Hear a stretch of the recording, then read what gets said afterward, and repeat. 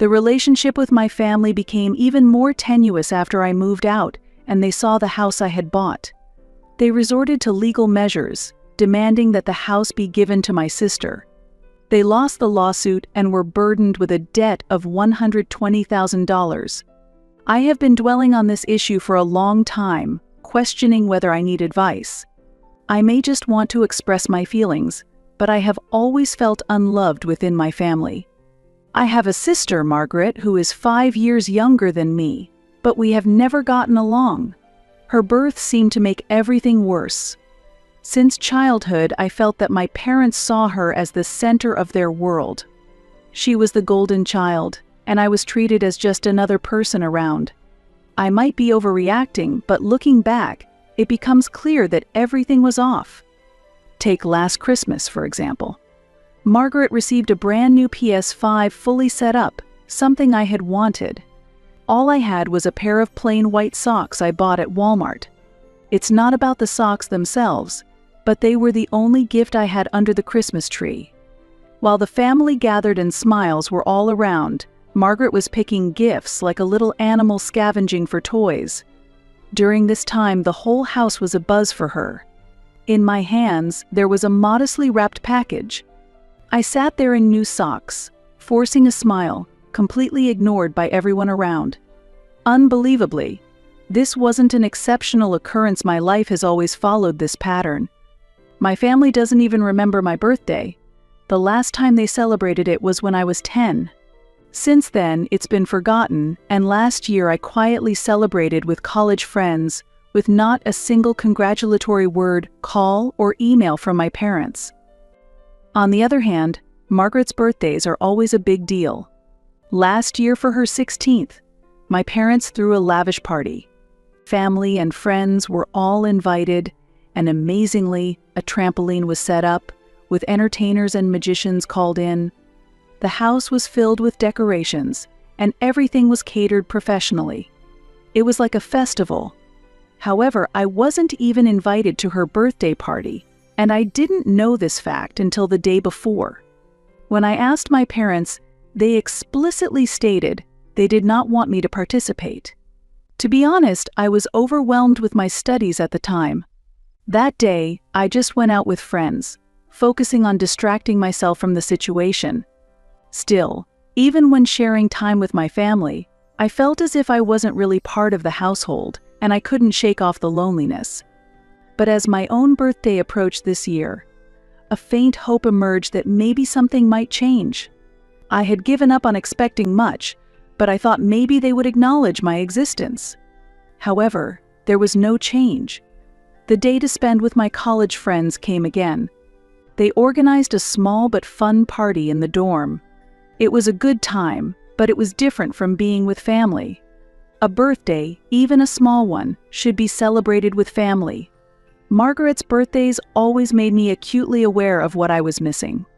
I remember when she turned 10, my parents decorated the entire house with pirate adventure themes. For my own 10th birthday, I was just thankful to have pizza. The pain isn't just from having fewer presents or parties, it's from feeling unattractive and that this will always be the case. I always kept up good grades, stayed out of trouble, and tried to do what was asked of me, but I realized that it wasn't important. Margaret was always a person who drew others to her. She was sociable and good at sports, possessing qualities completely different from mine, and my parents were very happy when she was born. I remember the excitement when Margaret was born. I imagined we would become best friends, playing video games and getting along like in the movies. But it quickly became clear that Margaret had little interest in me. She enjoyed sports with her friends and always drew attention. I felt as if I were being forgotten entirely.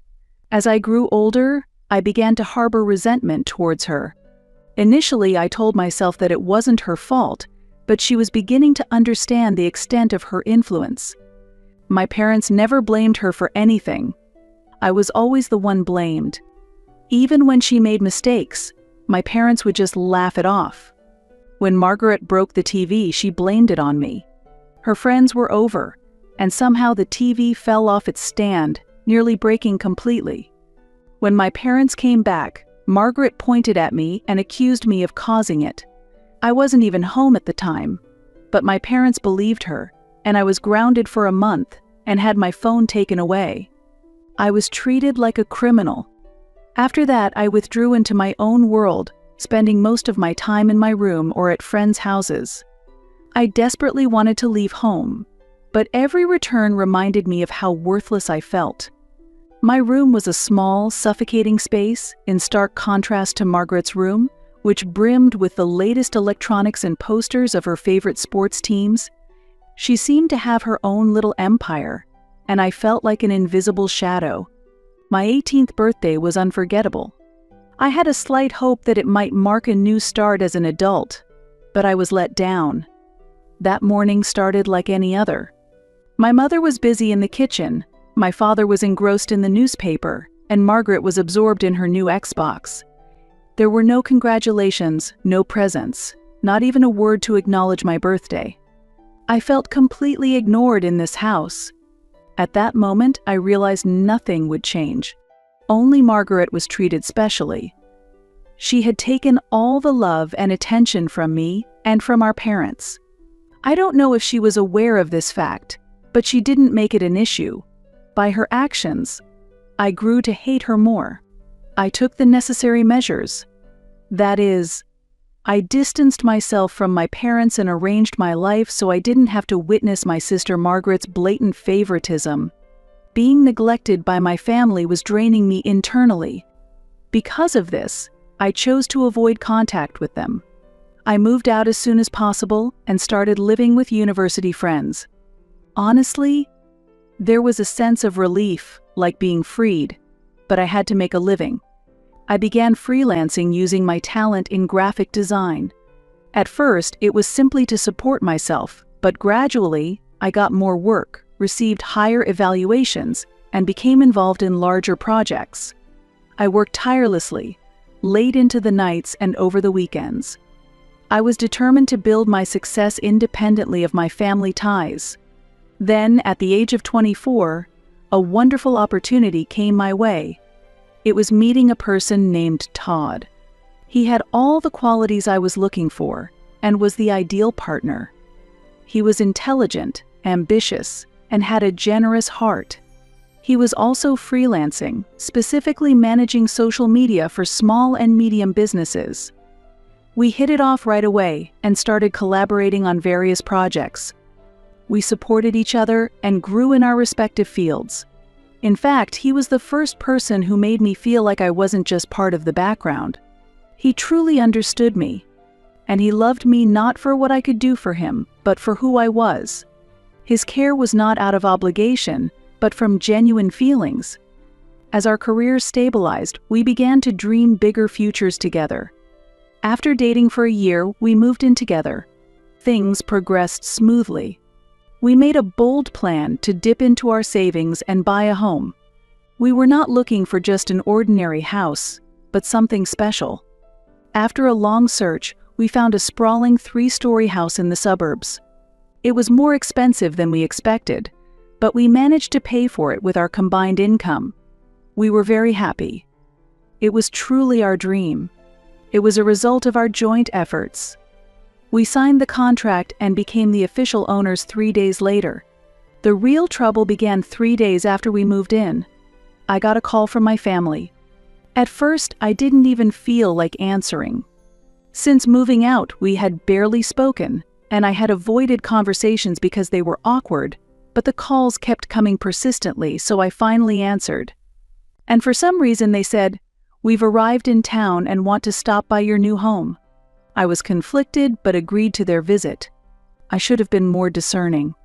I thought it best to just get the visit over with rather than avoiding them indefinitely.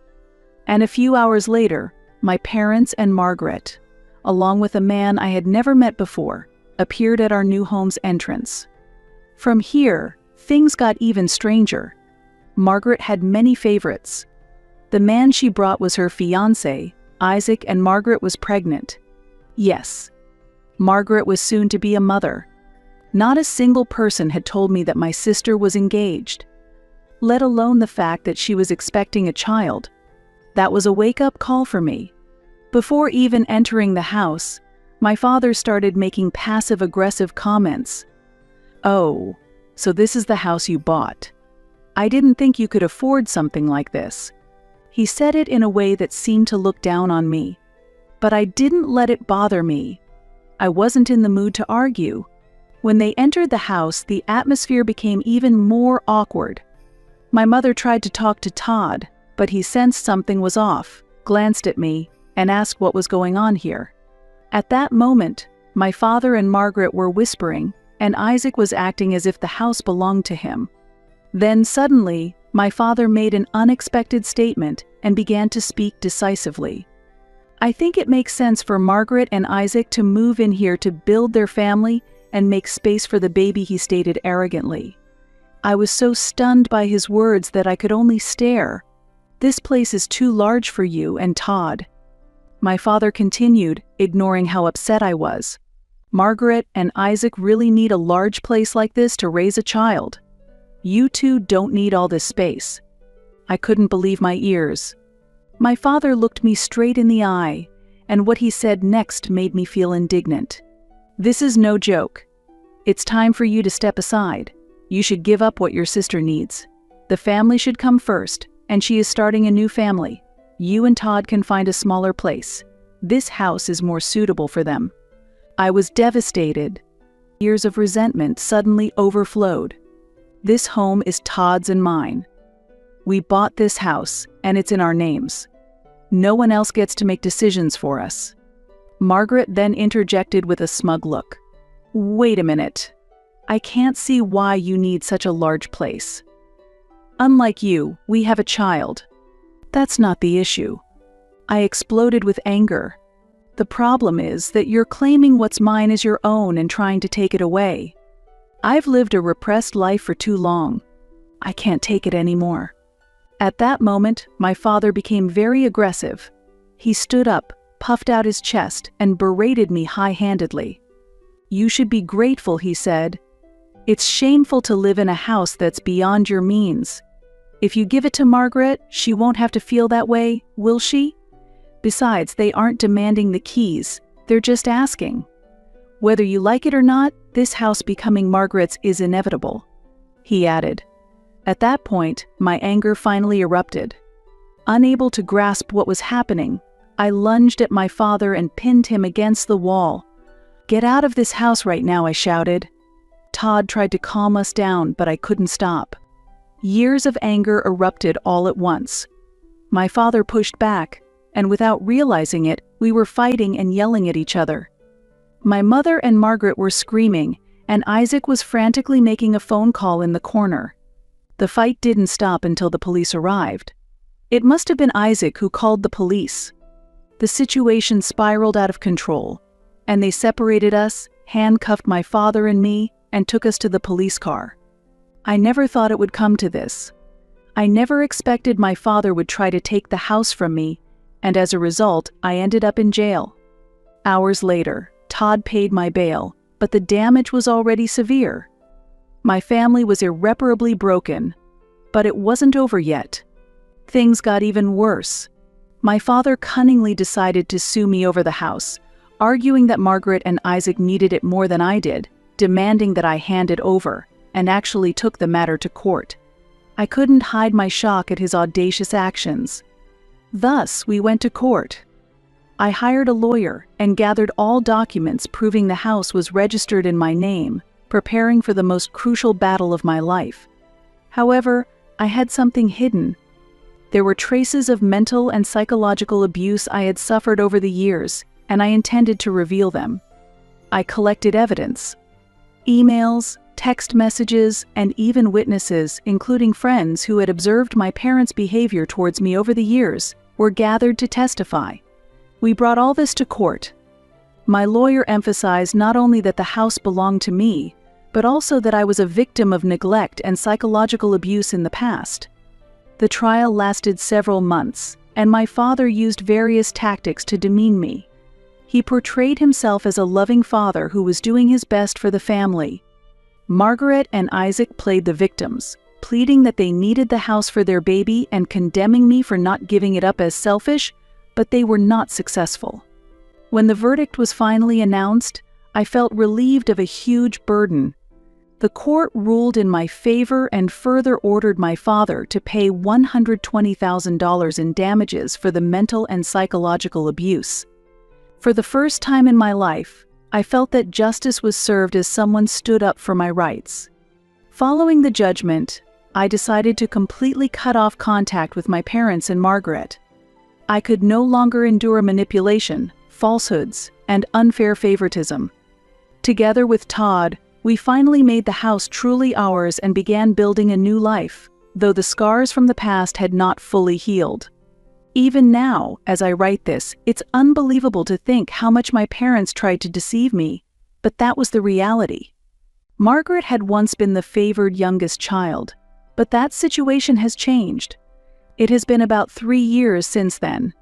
Before continuing this story, let me tell you about our wedding, which took place 3 years ago. It was the happiest day of my life and the best decision I've ever made. Having overcome complex family issues, Todd remained my steadfast support. After the court battle with my father, it was confirmed that Todd was the only person I could truly trust. We had a small, intimate ceremony with just Todd's close friends and relatives, without inviting my parents, sister, or any other family members. The manipulation, abuse, and subsequent litigation they had subjected me to were incomprehensible. I didn't want their toxic behavior to ruin my wedding day, as I had fully realized their true nature. However, a few days after the wedding, I received a long guilt-inducing email from my mother, expressing how hurt she was for not being invited.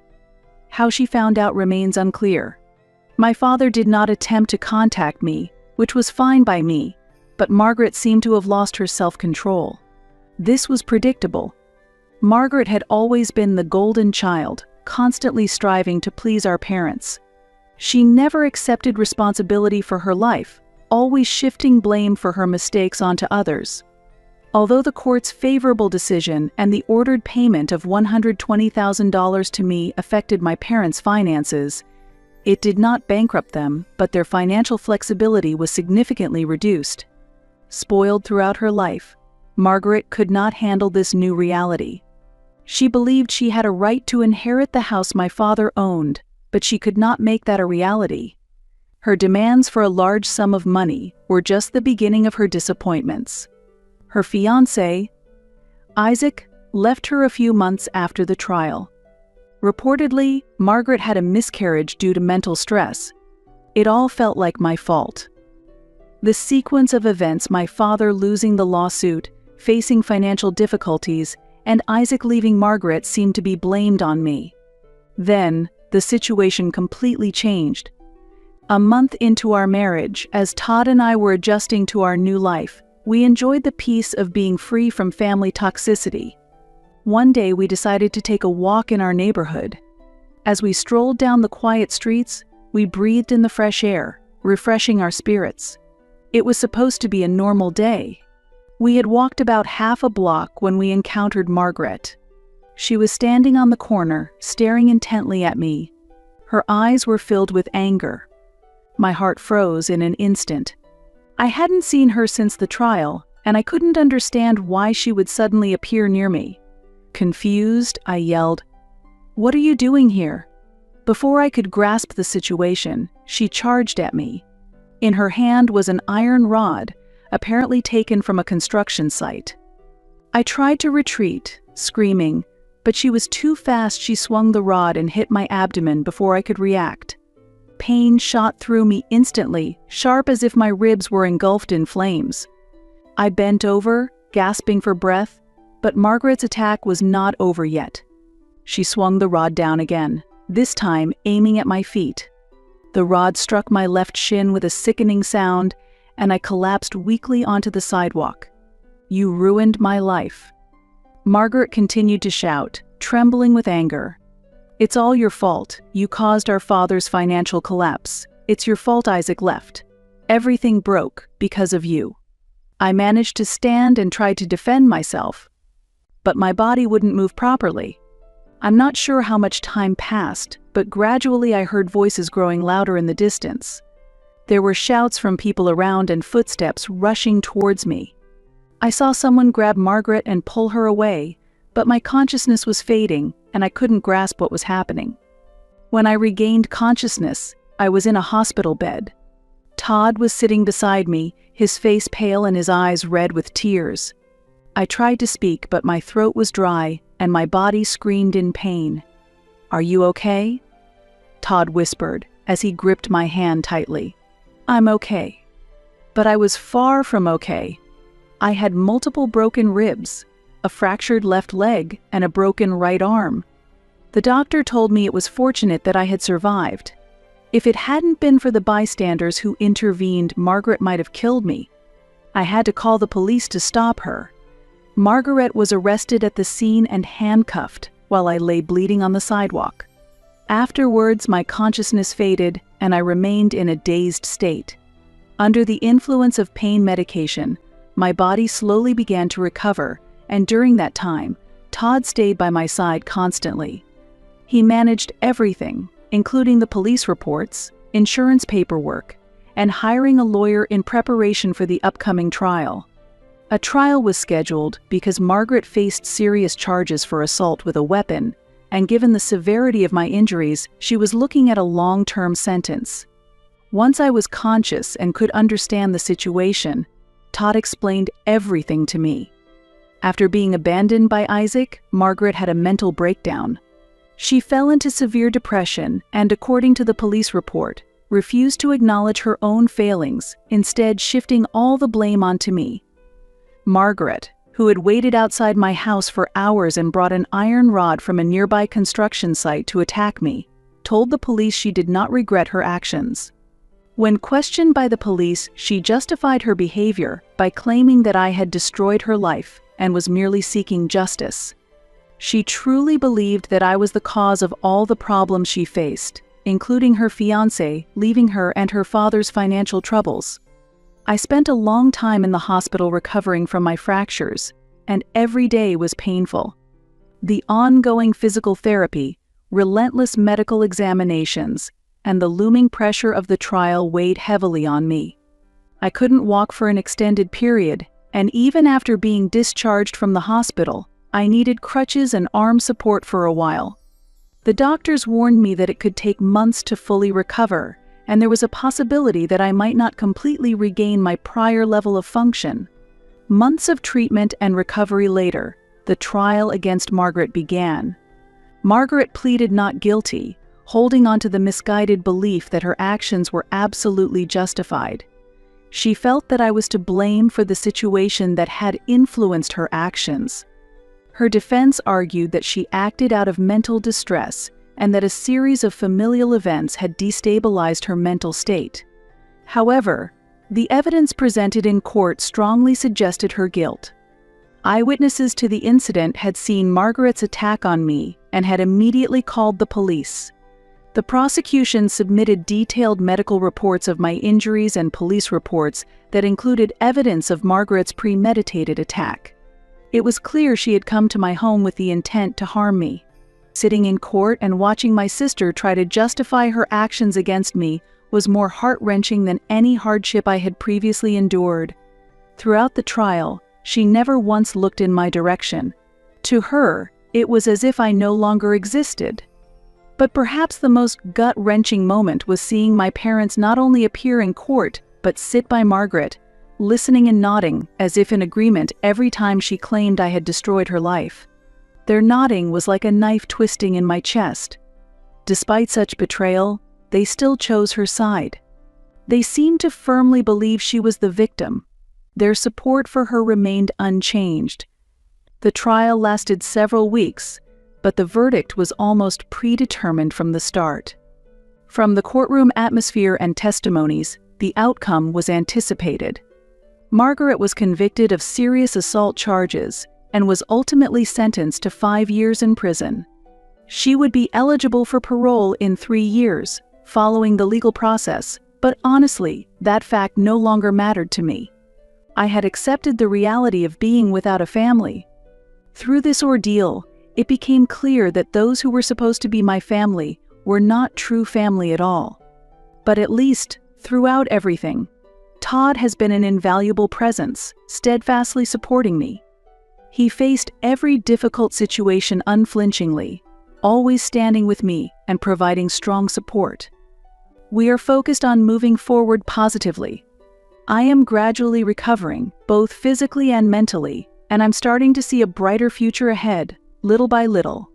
I continue to receive therapy consistently to overcome the trauma of past events, but it's a slow and lengthy process.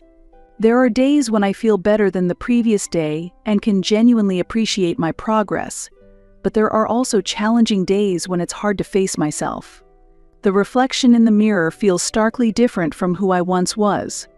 I cannot predict what the future holds, but I've resolved to cherish each day as it comes.